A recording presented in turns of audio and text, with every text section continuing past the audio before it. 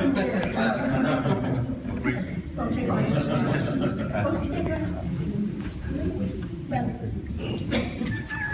just have to be able to show you the paper that says that you have to stop talking.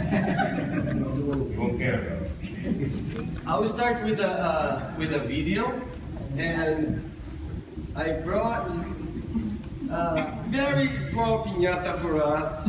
So we'll be here, but since I couldn't put all of the candies, I will spread the candies around as you watch the video.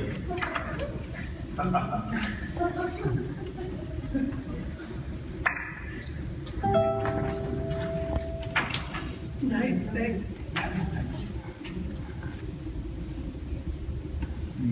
Yes.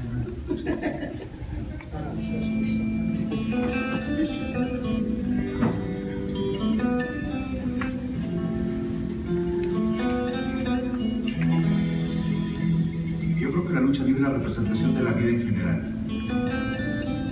La representación de pelear el bien contra el mal. Yo me considero un antihéroe que protege a su gente. Soy como un Robin Hood.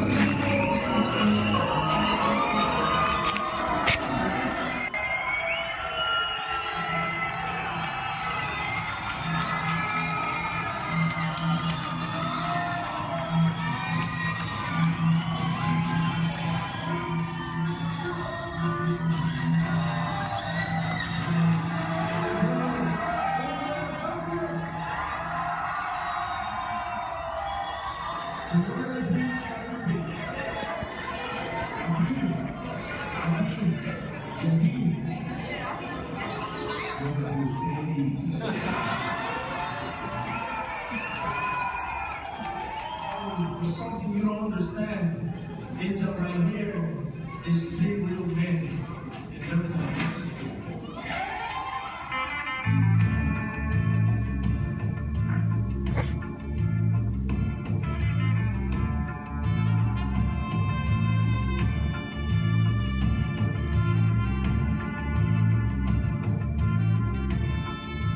Yo, en lo personal, yo no creo en las fronteras.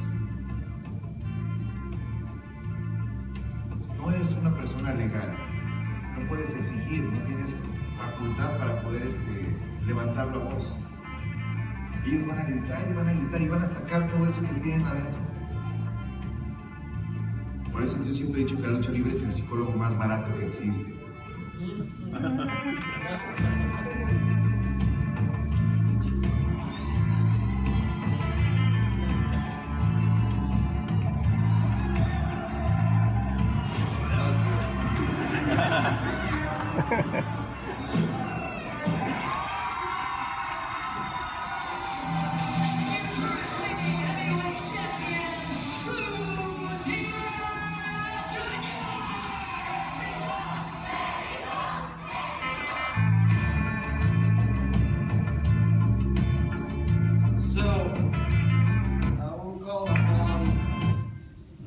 The presence and the blessing of Blue Demon and do my lecture with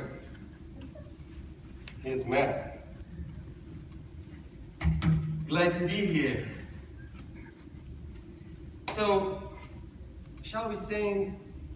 Ay, ay, ay, ay, cantar y no llores, porque cantando se alegra los lindos los corazones. Brothers and sisters, I must confess that I missed a strong Marxist liberation theologian in our midst. I was educated by liberation theologians from the first and second generations in Brazil, and in Brazil we were not afraid to say we liked and we were socialists. We were not afraid of using Marx to do theology, and in my Presbyterian seminary we read Lukács, Althusser, Marx, and Lenin. My professors didn't shy away from saying that the situation of our beloved Latin America was a disaster, and that we had to fight against injustice and oppression. And at the heart of our study, there was something very clear: lucha de clases. By the way, yesterday, a friend of mine went to several sessions on theology, and many speakers didn't translate whole phrases spoken in German, perhaps because German seems to be the official language for proper theology. So I will do the same, and I won't translate my broken English or my Portuguese. And for those who cannot understand my Spanish or my Portuguese, que se vayan todos a la mierda. So being part of this great cloud of great liberation theologians, even if as a socialist, Otto Maduro transformed the lives of so many with his teachings and writings.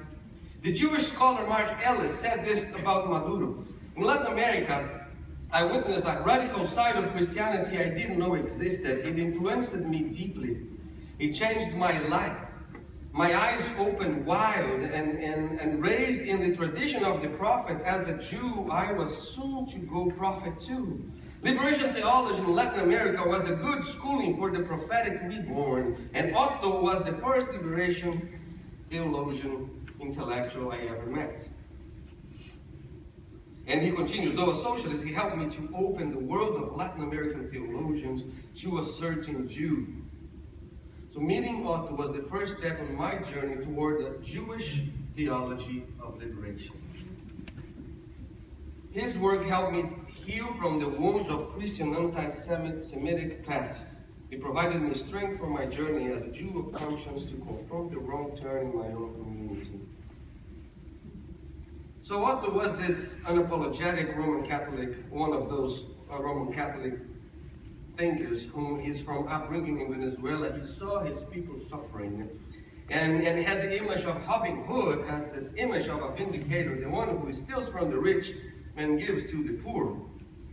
Later, he saw he needed something a little more substantial than Robin Hood, and liberation theology and Marxism gave him the tools and to live in the world. And so maps for a fiesta, a Latino perspective on knowledge and global crisis, is an amazing, simple, but deep, engaging book on the production of knowledge.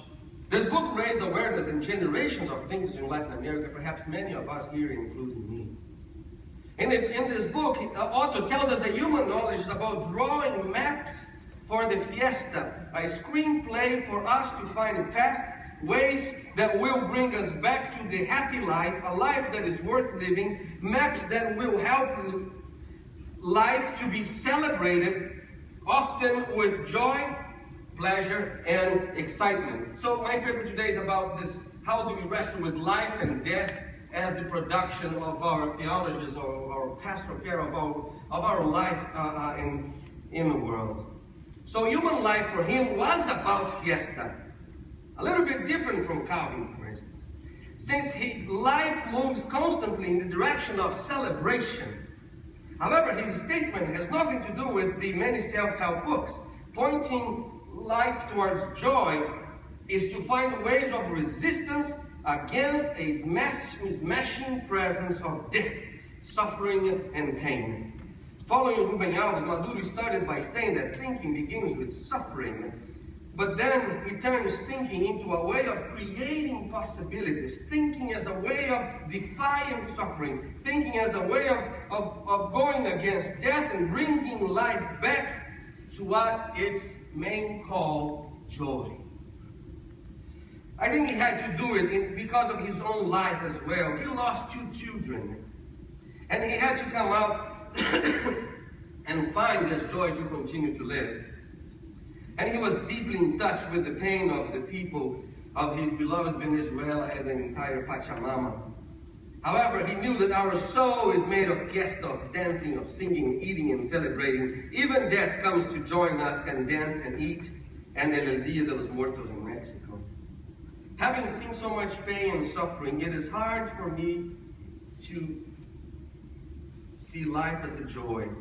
And Otto is a signpost on the road reminding me of death. We cannot forget that we are to draw and redraw and redraw many maps to help our people to find joy, to celebrate their lives. Moreover, we cannot forget that we are to be taught by our people how to find those maps, traces, and paths of joy and celebration. So the suffering in the midst of our people is too great. The taste of death is too often in our mouth.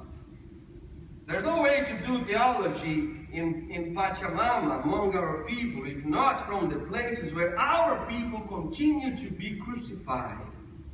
Maduro's entanglement with knowledge is an empowering one that deals with the rigor and power of thinking along with the presence of emotions, frustrations, limitations, imaginations, temporality, critical assessment, checking power, learning and unlearning, and the movement from certainties of the things that we see from the past to the uncertainties of the future. All of it at stake when we are living. Because this life is not only what we think, but fundamentally how we think about life. For that reason, I thank God for liberation theology that turned us from puppets in the hands of the powerful and made us agents and subjects of our own history. Yes, I still believe that we are subjects of our own lives, not to the economic market, and that as subjects of our history, we can create resistance to the economic empire and stop the destructions of our communities. Maduro's work has the power to help us as scholars to do serious research while not forgetting the sources of our Latinidad. The happiness of our people has lived through many social threads. Here in the U.S., it doesn't matter where we live. We are always around borders, within and outside of ourselves. And here in San Diego, we are around the borders of U.S. and Mexico, just pulsing alive. Here, our task as theologians and religious scholars is to bear the weight of this monument of sin, of hatred, un muro de la vergüenza, while finding maps to keep the fiesta alive. We must sit down under that wall and pray for our people. It is from the shadow of that wall that our theologies must be lived and written. The border evokes both a sense of tragedy and disaster, but also it challenges us to think anew, to find alternatives. Along the borders, we see crosses for people who died, but also expressions of art and dreams of transformation. Along the still heavy walls, phrases that says, walls will be turned into bridges. As I crossed the trail where immigrants used to walk in Arizona, there was a pair of underwear from a woman raped. Was it a coyote or was it the Border Patrol? At, under, and around the border, there are communities of peace searching for a different way of living. At, under, and around the high steel wall, there, like a Lutheran sacrament, there is also a Superman goal breaking into one of the cracks of the wall and of the system. We must visit time and again this wall and walk along it weeping with and for those who have been smashed by the evil atrocities of hatred, sex, trade, drugs, cartel, and detention centers who put every night here, just here in San Diego, 35,000 immigrants so they can fulfill what is called the bad mandate. At, under, and around the border, we weep with many broken families who are divided by the border. At, under, and around the borders, gangs destroying countries such as El Salvador, Mara Salvatrucha, Barrio 18, Maras, Hormigas Voraces, that are a result of this fucking horrendous immigration system that not only dismantles families but deports kids back to places they have never been. Disgrace. Disgrace. Anjos da morte aparecem de todo lado, com um fogo devorador, stealing the lives of our kids. en nuestras madres, los nossos pais. Deeply wounded, we keep walking, dancing, singing, celebrating life. At, under, and around the wall, we defy death and give death a finger. Not anymore! At, under, and around the wall, we read our sacred text and provide healing and wonder. And we wonder how this text can help us face this wall and find courage and alternatives to tear it down. At, under, and around the wall between Mexico and U.S., we are reminded that we must go to our people and cultural resources time and again in order to survive, because it is there with our people at the ground of the fabric, in the simplest places, that we find songs and maps, dances and prayers, retablos and religious relics, food, soccer, quinceañeras, and community gatherings to help us keep going. There, in the midst of our people, we are called to sing again and again. Help me. Canta y no llores, porque cantando se alegran cielito los corazones. At, under, and around the wall, we laugh. We laugh hard.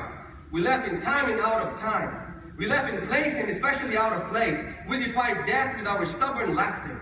We laugh during the day and cry during the night. We laugh and cry together when there is the news of a son that was found alive in the desert, when somebody goes to a detention center, when someone has crossed the desert safe, when someone is raped. We laugh and cry without ceasing.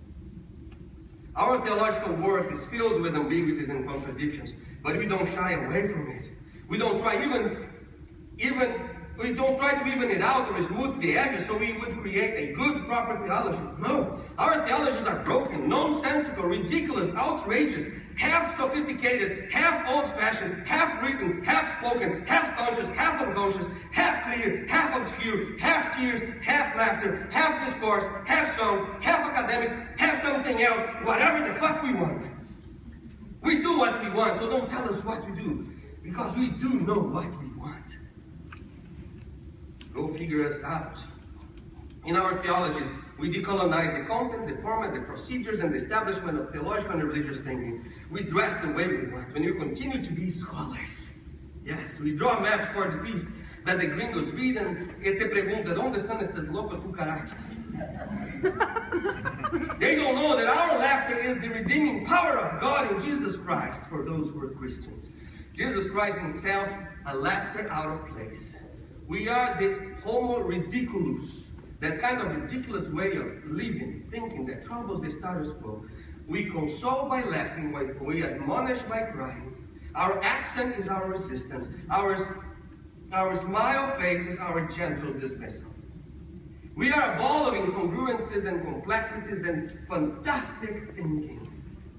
Because our lives are incongruent to this way of living and to this way, to this system of thinking.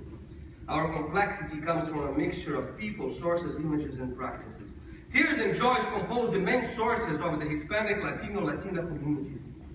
We preach and pray when we write our theology, and we do theology when we preach and pray. Our ears are attached to the ground, and our people matter more than ideas. Our people matter more than ideas. We see our people brutal suffering. We see this thin line of our social fabric being destroyed faster than ever. And we are at the edge of despair every single day. We hang on a thin rope over the abyss. Nonetheless, our tortillas and tamales and singing and fiestas will keep us going. I have no more minutes, for we carry the esperanza transgresora of Oscar Romero. We carry and produce theology that proves life in the midst of death. The mark and show the ambivalences of life and death from our people, main structures of life. In an immensely symbolic way, this is what we are as theologians. We are all demonios azules. True versions of Robin Hood. Virgulino Ferreira, Lampião. We are lucha libre fighters, anti-heroes protecting the life of our people. We are signposts. We are war tanks in favor of the poor, and we will go to hell to protect and to be with them. we announce to our oppressors, we are your daddy. We go into struggle when we find ways to win over the adversities of life. Life and death. That was in Otto. It is in our theologies. Death and life, under and around the borders, are inextricably intertwined in our ways of thinking and in our communities. So we must reflect these forms of organizing life and death and create maps for all of us to live. As we draw maps, we sing,